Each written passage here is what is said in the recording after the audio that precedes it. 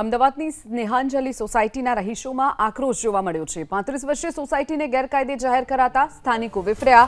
સ્થાનિકોની મુલાકાતે આવેલા કોર્પોરેટર સમીર પટેલને સ્થાનિકોએ ભગાડ્યા હતા। કોર્પોરેટર સમીર પટેલ લોકરોષ જોઈ અને સ્થળ છોડી તેને ભાગવું પડ્યું હતું।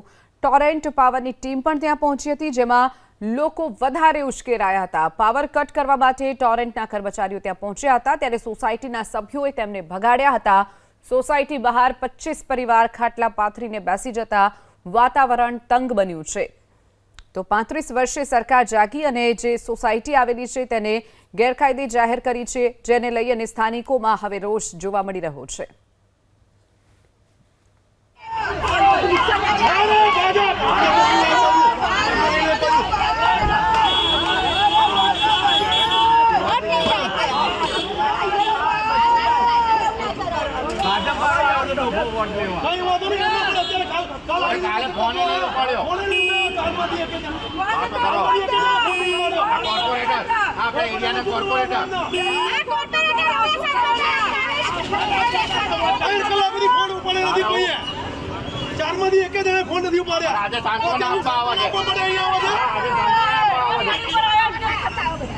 ફોન નહીં કરીએ તારું શું કામ છે અહીંયા?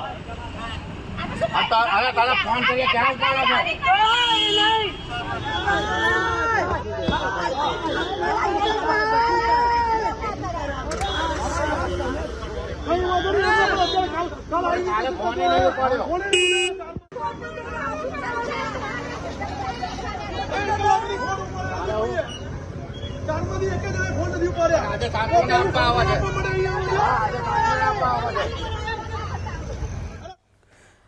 તો અમદાવાદની જે સ્નેહાંજલિ સોસાયટીને ગેરકાયદે જાહેર કરવામાં આવી છે, રહીશોમાં આક્રોશ છે। આપણી સાથે અમારા સંવાદદાતા કુશાંક સોની જોડાઈ ગયા છે। કુશાંક, જે રીતે અમદાવાદની જે સોસાયટીને ગેરકાયદે જાહેર કરવામાં આવી છે અને હવે તેને તોડવા માટેની નોટિસ અપાઈ છે, કેટલા મકાનો આ સોસાયટીમાં આવેલા છે, સ્થાનિકોનું શું કહેવું છે, તેમની પાસે બીયુ પરમિશન અને જે અન્ય જે પુરાવા હોવા જોઈએ તે પણ છે કે કેમ, શું કહેવું છે રહીશોનું?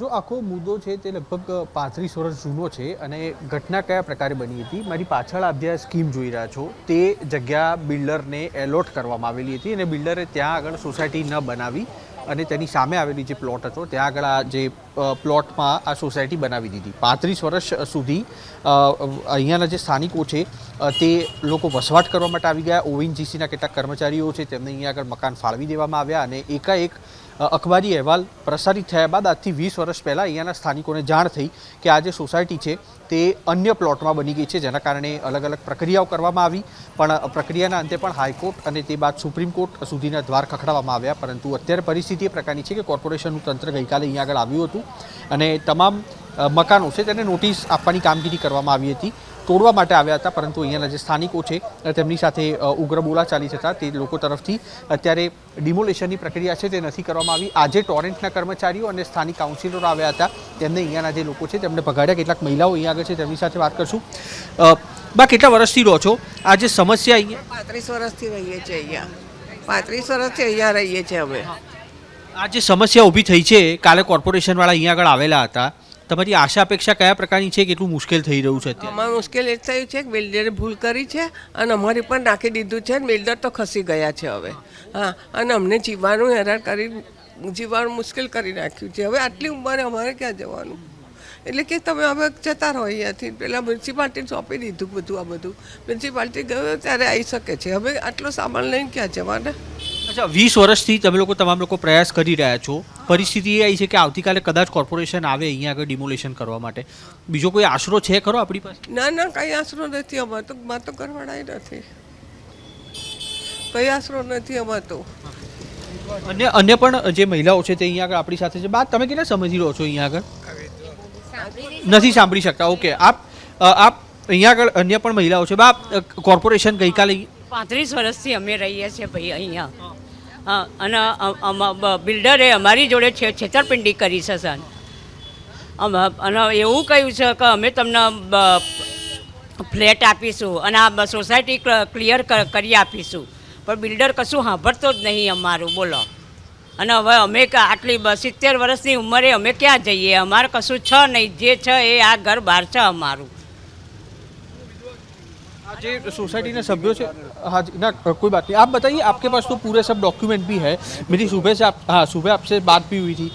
जिस तरह की सिचुएशन है, टोरेंट वाले भी यहाँ पे आए थे, कॉरपोरेटर थे वो भी यहाँ पर आए हुए थे, तो डिमोलिशन के लिए कुछ बात चल रही है, कुछ जानने को मिला, कुछ बातचीत हुई कैसे कॉरपोरेशन के साथ, कुछ बातचीत हुई है? कल जो घटना हुई उसके बाद में आज कुछ बातचीत हुई? हम फरियाद करने गए थे, पुलिस ने हमारी फरियाद नहीं ली। हमने इनको भी रिक्वेस्ट करी भाई हमारे को थोड़ा टाइम दे दो और हमारे को मकानों का बंदोबस्त करके दो, हम तो जाए ना, नहीं हम कहाँ जाएंगे, हम रोड पे थोड़ी बैठेंगे। और जी, हमारे कुछ शांत। कॉन्ट्रैक्टर को पकड़ो। मोदी साहब बोलते हैं कि हाँ भाई सबको मकान देंगे और हमारा मकान तोड़ रहे हैं।